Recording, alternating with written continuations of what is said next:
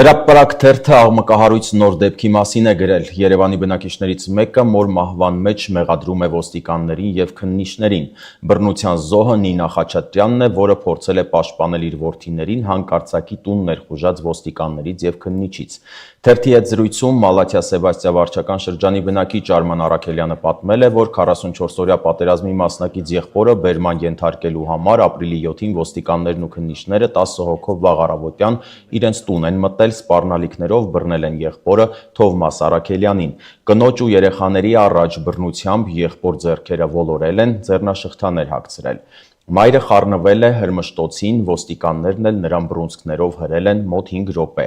Այնքան ագրեսիվ էին հրում, բռունցքները դնում էին դոշին ու բրդում էին, հնարավոր է նաև հարվածած լինեն մորս, բրդեցին, գցեցին հատակին, պատմել է տղամարդը հրապարակին։